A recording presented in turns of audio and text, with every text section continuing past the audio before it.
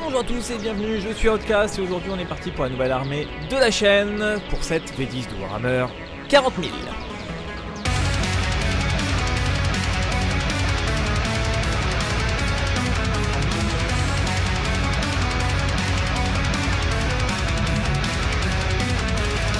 Donc pour cette nouvelle armée, j'ai mis mon dévolu sur des Stormcast, j'allais dire, j'ai fait un lapsus, sur des chevaliers gris à base de Stormcast Eternal. En fait c'est un concours de circonstances entre guillemets, donc je voulais faire une nouvelle armée pour pas trop cher, donc une armée souvent avec peu de figurines, ou des figurines ou des boîtes de démarrage intéressants.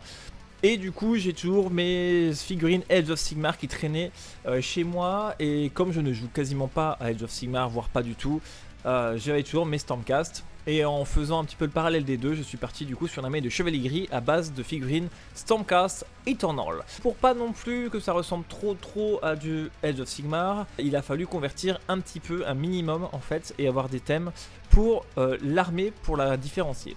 Donc je suis parti du coup sur des figurines sans casque, forcément. J'hésitais à mettre des casques spécifiques chevalier gris, mais ça ne matchait pas du tout. Donc je suis parti sur une armée sans casque du tout, donc juste avec les têtes nues. Avec les chevaliers gris, c'est que maintenant l'équipement des armes psychiques et des armes Némésis en fait est unique, que vous ayez les doubles falchions, que vous ayez des marteaux, que peu importe l'équipement que vous avez, le profil d'attaque est le même. Donc du coup ce qui permet en fait d'avoir pas mal de diversité dans les figurines de l'unité en ayant le même profil d'armes. Donc ça c'est intéressant. Donc du coup cette figurine je suis parti sur donc une base de Sekitor, parce que j'adore les figurines avec la toge. J'ai rajouté des bras avec double épée, donc sur différents kits que j'ai récupéré un petit peu. Et j'ai mis une tête, je pense que c'est une tête de Sekitor qui fait partie de la boîte.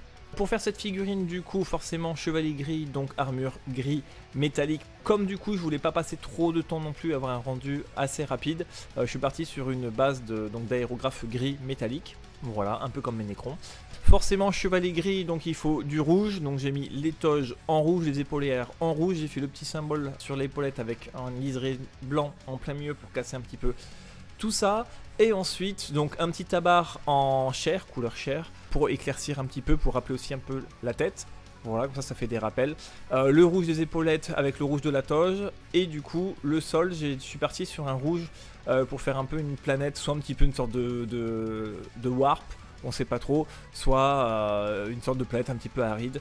Donc pareil, pour rappeler un petit peu du coup le violet du socle et des sortes de petites tentacules, des petits trucs qui sortent, j'ai décidé de faire un petit effet waouh vite fait sur les lames. Ce qui nous permet du coup d'avoir ce premier test de peinture avec un petit peu d'or et de dorure en plus. Donc premier test de la figurine, ça me plaît pas mal. Un petit socle de 32 du coup pour en faire un petit incursion et le tour est joué. Donc l'idée c'est d'arriver à garder ce niveau de peinture là avec ce schéma forcément, et d'arriver à convertir petit à petit les figurines en trouvant des idées.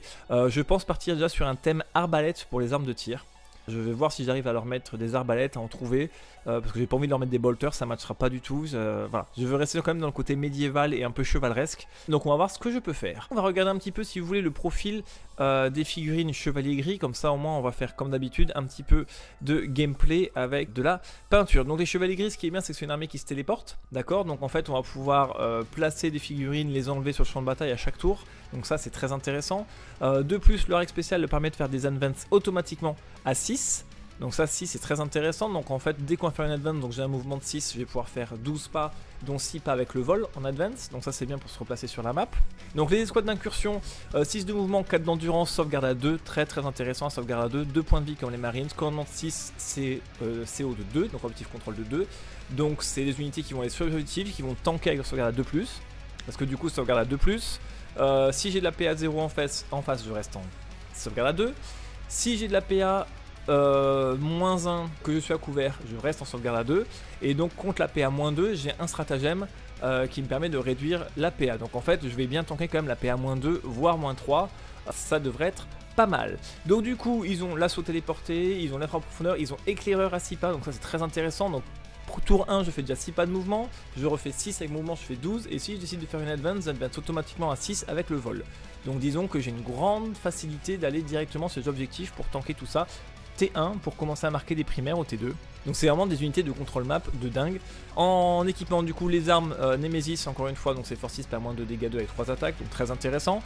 Si on décide de leur mettre une arme autre que le Bolter Storm, Ils vont partir sur les armes de corps à corps, donc force 4, PA 0. Donc moi sur les figurines comme ça, pour l'instant je ne vois aucun intérêt de leur mettre des armes spéciales. Voilà, donc une petite escouade de 5 à 135 points avec 5 fois des armes de force Nemesis qui est là pour prendre le contrôle map. Je trouve ça très intéressant à pouvoir redéployer sur la table avec des grenades, donc ils peuvent faire des BM avec 6D sur 4+, au cas où en plus. Donc voilà, point faible du coup, pas d'invulnérable, mais comme j'ai une très bonne sauvegarde, il va vraiment falloir taper avec des forces, enfin des PA -4, -5 pour vraiment que je puisse regretter d'avoir une invulnérable. Et par contre, gros souci, je n'ai aucune défense contre les blessures mortelles. Donc ça par contre, je crois que ça va être un gros souci pour l'armée. Voilà, je vous remets une petite photo de ma figurine test du coup de chevalier gris, même si pour l'instant ils sont pas du tout bien classés dans le classement des armées fortes, mais c'est pas bien grave, moi je fais du modélisme et je fais des armées qui me plaisent, et il vaut mieux maîtriser une armée moins forte que de jouer une armée overburnée qu'on ne contrôle pas du tout. Voilà, je vous souhaite à tous une bonne journée et je vous dis à bientôt pour la prochaine vidéo sur l'armée chevalier gris de la chaîne. Ciao.